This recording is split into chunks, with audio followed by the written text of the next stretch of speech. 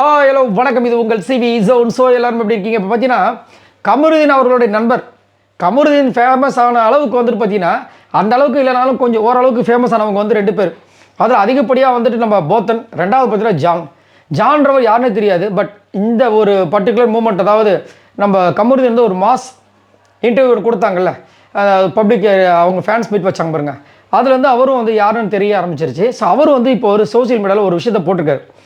ஒரு பிரபலமான ஒரு சாங் ஒன்று இருக்கும், நான் கேட்டது டங் டக்கா டக், ஆனால் அவர் எனக்கு கொடுத்ததுன்னு சொல்லிட்டு ஒன்று வரும்ல, அதில் வந்து அவர் ஒன்று ஷேர் பண்ணியிருக்கார்.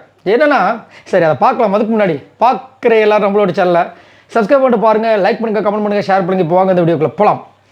அதாவது நான் கேட்டது அப்படி போட்டு எக்ஸ்பெக்டேஷன்ஸ் யார் ஃபைனலிஸ்ட்டாக வரணும் அப்படின்ட்டு, அதில் கமருதீன், விஜய் பார்வதி, வினோத், திவ்யா அவர் போட்டிருக்காரு.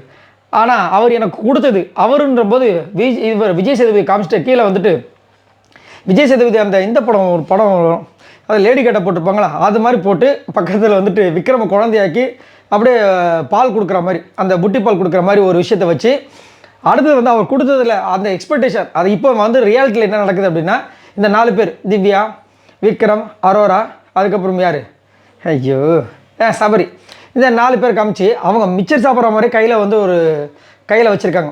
இந்த மாதிரி போட்டு கலாய்ச்சி வந்து அவருடைய சோசியல் மீடியா வந்து போட்டிருக்காங்க நம்ம ஜான். ஆனால் எல்லாருமே ஒரு வருத்தம் இருக்குது. இந்த ரெட் கார்டு மட்டும் இல்லாமல் இருந்திருந்தால் இந்த கேமே வேறு மாதிரி தலைகளை மாறி இருக்கும். இந்த வாரம் இப்படியா இருக்கும், எப்படி இருந்திருக்கும்ல. இனி யாரெல்லாம் வெளியே போவாங்கன்றதெல்லாம் பயங்கரமாக இருந்திருக்கும். கண்டிப்பாக 4 பேராக இருந்திருக்காது, 5 பேர் கன்ஃபார்மாக வச்சுருப்பாங்க. நிறைய விஷயங்கள் நடந்திருக்கும். அப்படியே புரட்டி போட்ட மாதிரி ஒரு விஷயம் நடந்து போச்சு. என்ன பண்ணுறது? சரி, இதை பற்றி உங்களோட கருத்துக்களை சொல்லுங்கள். இந்த மாதிரி ஜான் வந்துட்டு அவர் எக்ஸ்பெக்டேஷன்ஸை வந்துட்டு இங்கே காமிச்சிருக்காங்க. நீங்கள் சொல்லுங்கள், ஒரு 4 பேர் இந்த ஃபினாலையில் வந்து இருக்கணும் அப்படின்னா இவங்களையும் சேர்த்துக்குங்களேன். எனக்கு இவங்க தாங்க 4 பேர், நான் எக்ஸ்பெக்டேஷன்ஸ் உண்மையாக இவங்களை தவிர்த்து அப்படின்னா நீங்கள் யாரை சொல்லுவீங்க? மறக்காமல் கீழே கமெண்ட்ஸ் பண்ணுங்கள். பாய் நண்பர்கள்.